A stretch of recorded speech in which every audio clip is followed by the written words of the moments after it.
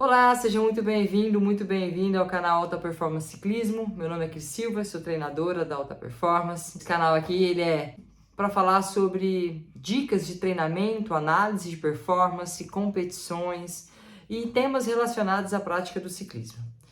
Hoje eu vou abordar a polêmica que a UCI, a lambança que a UCI acabou fazendo com a mudança de regra em cima da hora. Eu vou abordar esse contexto, eu vou trazer para vocês alguns pontos a serem analisados. Também vou dar um pouco da minha opinião aqui. Vamos contextualizar então. Seguinte, ó. Para começar, para quem está chegando aqui no vídeo e não está entendendo muito bem do que eu estou falando, hoje é domingo, dia 13 de agosto de 2023.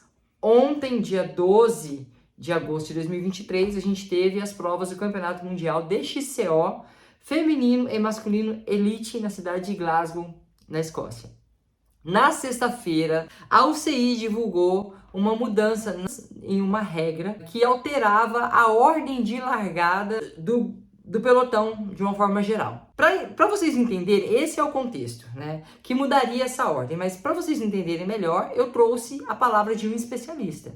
Eu chamei o Alisson Ferreira, multicampeão, o Alisson que tem medalha de campeonato nacional, ele é campeão, já foi campeão brasileiro de XCM, ele tem medalha de campeonato nacional no ciclismo de estrada, ele já ganhou etapa de volta do estado. Para quem não sabe o que é volta do estado, é uma das voltas ciclísticas como o Tour de France, como a Vuelta, como o Giro de Itália. Nós tínhamos aqui no Brasil uma prova que era organizada pela YesCom, Rede Globo, transmitia em rede nacional, e o Alisson ganhou uma etapa, se não me falha a memória, ele ganhou até 2 etapas. Uma etapa eu assisti ele ganhar, que foi a chegada lá em Atibaia, e eu falei: Alisson, me ajuda, explica pra gente o que mudou nessas regras.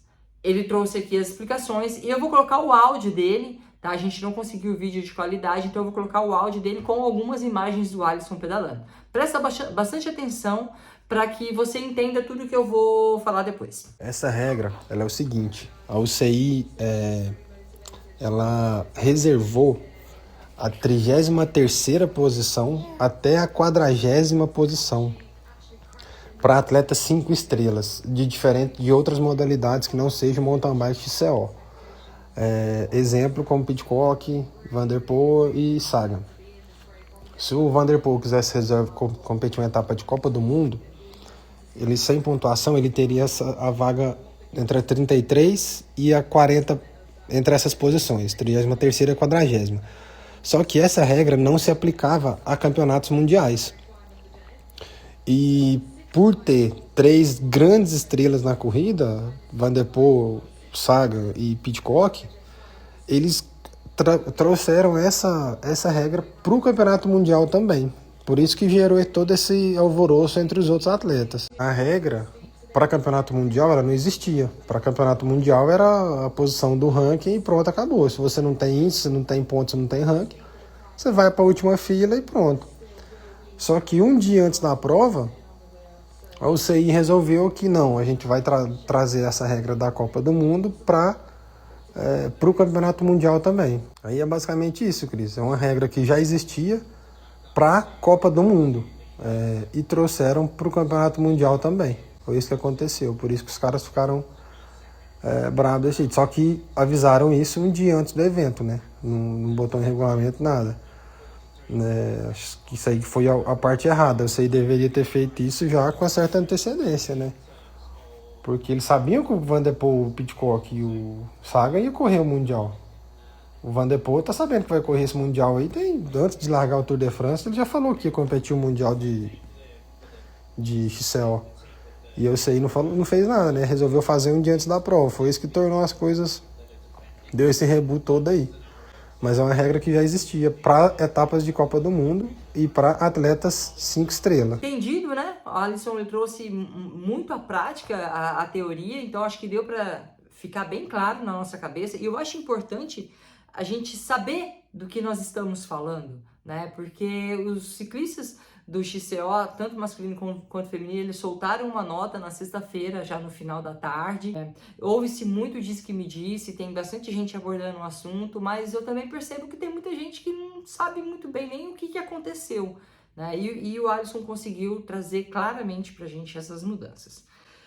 Beleza, então existem alguns porquês disso ter acontecido e eu vou começar tocando num ponto um pouco delicado, principalmente para quem é um fã maníaco do mountain bike e talvez não esteja preparado para ouvir o que eu vou falar, mas que é uma realidade. O fato é que o mountain bike na Europa, ele não tem a mesma visibilidade que tem aqui no Brasil. Nós vivemos um momento, na verdade, né, a gente vive um momento único na história do nosso esporte, onde a gente tem o Henrique Avancini como ídolo máximo. Nós tivemos grandes ciclistas já, Murilo Fischer, Mauro Ribeiro, Pagliarini, esses atingiram assim o ápice da carreira no pelotão profissional lá na Europa. O Mauro Ribeiro é campeão de etapa de Tour de France, poucas pessoas sabem disso. Porém, numa época onde as redes sociais não existiam, a internet era pouco acessível, então, e infelizmente nós brasileiros não carregamos, deixamos essa história ao longo do tempo se apagar. Mas a gente já teve grandes ciclistas. Isso eu tô falando de ciclismo de estrada, a gente tem Ravelli, Rubens Donizete com um título de Pan-Americano, Jaqueline Mourão, enfim. Mas o ciclismo nacional nunca viveu uma fase como está vivendo agora, tendo um ídolo máximo, que é o Henrique Avancini, com 2 títulos mundiais, 2 títulos inéditos. Nunca tínhamos tido títulos mundiais até o Henrique Avancini conquistar a sua primeira medalha de ouro em 2019 e depois 2018 e agora no ano de 2023. Aqui a realidade é uma.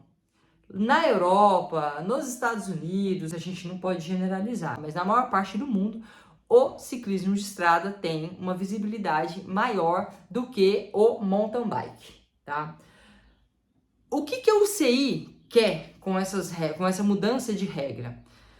Veio para o Campeonato Mundial de XCO Peter Sagan, que está se aposentando na estrada e vai começar a correr apenas mountain bike. Já foi campeão mundial júnior de mountain bike. Tom Pidcock divide os seus afazeres entre o ciclismo de estrada e o mountain bike. Mais no ciclismo de estrada do que no mountain bike, apesar de ter corrido 2 etapas de Copa do Mundo nessa temporada.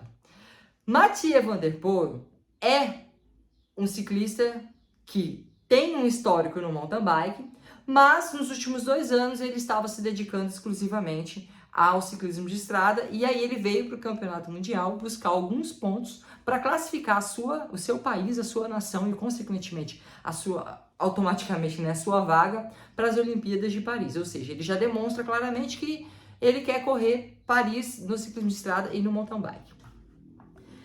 Isso, para a UCI, é muito interessante. Deixa eu pontuar. Eu não concordo com mudança de regra em cima da hora. Né? Existia a regra no formato e ela foi mudada, de certa forma adaptada, para pegar esses 3 pilotos, não necessariamente os 3, tá? Principalmente Mathieu van der Poel e o Peter Sagan, colocar eles um pouco mais à frente no grid de largada. Mudaria, porque o Pidcock já tinha corrido algumas etapas e ele tinha uma pontuação. O que mudou para o Pidcock, na verdade, foi uma linha apenas, né? Uma fileira de pilotos, ele saltou para frente. Mudaria alguma coisa na dinâmica de corrida e tal? Turma, sinceramente eu acho que não. Pidcock teria sido campeão do mesmo jeito, talvez Mathieu van der Poel tinha que ser, sofreu a queda, ficou fora da disputa, e o Peter Sagan não está na melhor forma física dele, nem na estrada, consequentemente ele não ia performar no mountain bike, não me surpreendeu a posição dele, então eu acho que ele não conseguiria entregar mais, nem se tivesse colocado o Peter Sagan na primeira fila.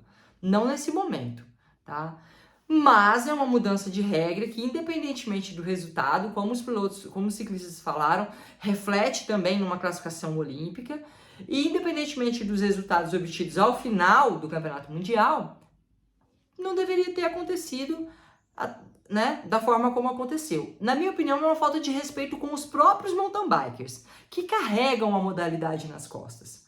Sabe, por exemplo, no Brasil a gente tem uma visibilidade enorme da modalidade hoje por causa do Henrique Avancini e inclusive com vários países fazendo anúncios de transmissões pago para o brasileiro, para que o brasileiro possa assinar o seu aplicativo e acessar as corridas de mountain bike, porque eles sabem que aqui tem público, e nós somos muito fanáticos pelo mountain bike.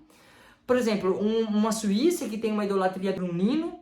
Aí, se a gente parar e pensar assim, tipo, o que seria da modalidade sem um Nino?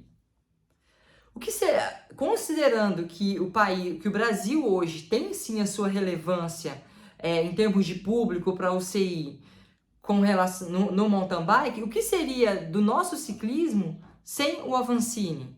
Não teria tanta visibilidade quanto se tem atualmente. Então, deve-se um respeito a esses caras que durante todo o ano carregam a modalidade nas costas e trabalham para que eles possam, para que a modalidade possa crescer. Assim como também a UCI quer que a modalidade cresça. Só que são pontos de vistas diferentes, né? Os ciclistas, eles estão pensando mais do lado comercial deles, uma classificação olímpica, uma medalha de mundial que faz muita diferença para eles, e a UCI está pensando nesse ponto comercial voltado mais para visibilidade, maior público, mais patrocínio, que vai gerar maior visibilidade, maior público e maior patrocínio. Então isso vai virando uma bola, assim, só vai crescendo. Aí ele consegue dar mais estruturas, se tudo for revestido em benefício da modalidade, né? Abre aspas. Mas vai dar mais estrutura para a modalidade, vai dar mais... Enfim, tudo vai crescendo quando se tem dinheiro, ou é uma tendência que aconteça. Esse lado a gente não pode ignorar. E que se o mountain bike para nós é uma paixão, para a UCI é uma indústria. Para os ciclistas é um trabalho. E eles precisam entregar resultado nesse trabalho que eles estão fazendo para os seus patrocinadores. Que muitas vezes, ou às vezes, não é os patrocinadores da UCI, que embarcam, né, no que a UCI organiza. Então, o que a UCI quer e precisa? Aumentar a visibilidade do mountain bike cada vez mais. Porque você também aumenta o número de praticantes, você vai subindo o nível. Por falar em nível, eu vou trazer aqui um vídeo dentro dessa próxima semana falando sobre a performance dos ciclistas de estradas no mountain bike. Então, é tudo isso que a UCI quer. Mas eu acho que uma regra, ela não pode ser mudada assim, olha, agora eu quero mudar porque claramente veio para favorecer alguém. Essa regra não teria acontecido, ela não teria sido alterada se não fosse para favorecer alguém. Tá errada a UCI? Para mim tá. Quem sou eu, né? Olha eu aqui, né, no meu mundinho. Mas é uma coisa que eu acho total falta de respeito com os ciclistas. E a curto prazo, aliás, né? A UCI tá errada a curto prazo, fazer essa mudança de regra agora. Mas, a longo prazo, isso é algo que a UCI precisa fazer e a própria modalidade precisa. Maior público, maior visibilidade, mais patrocínios e por aí se vai. E você tendo esses caras dentro da própria dessa indústria, traz automaticamente muito maior visibilidade, né? São esses os pontos. Vai virar bagunça? Vai começar a mudar regras de torto e direito? Olha, eu acho que não é assim tão simples. Até porque talvez a UCI tenha aprendido que existe ciclistas que exigem respeito.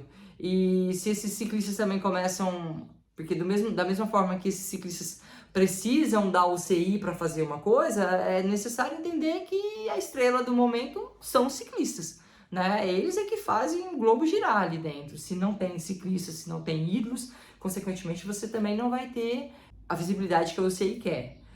Isso quer dizer então que os pilotos podem esvaziar a modalidade? Não, longe disso. Só digo que é algo que exige, ou a partir de então pode ter uma reflexão maior na UCI antes dela tomar algumas decisões para beneficiar certos ciclistas em cima da hora. Porque se tomada a decisão com antecedência, na minha opinião, não há problema nenhum. É isso, pessoal. Então, eu acho que consegui contextualizar tudo para vocês aqui, o que eu queria dizer. Óbvio que existem mais lados nesse prisma todo né, às vezes alguns a gente até nem fica sabendo, mas eu acho importante vocês estarem conscientes de alguns fatos, porque o objetivo desse canal aqui é ensinar, né? Eu sempre me preocupo em trazer um ponto e por aí se vai. Gostou desse vídeo? Se ele gostou, me dá seu feedback, comenta aqui nos comentários, ou então se inscreva no canal. Então não, se inscreva no canal, deixa o seu like, falar para o YouTube que esse vídeo aqui ele é relevante e ele vai entregar para mais ciclistas que, assim como você, quer evoluir.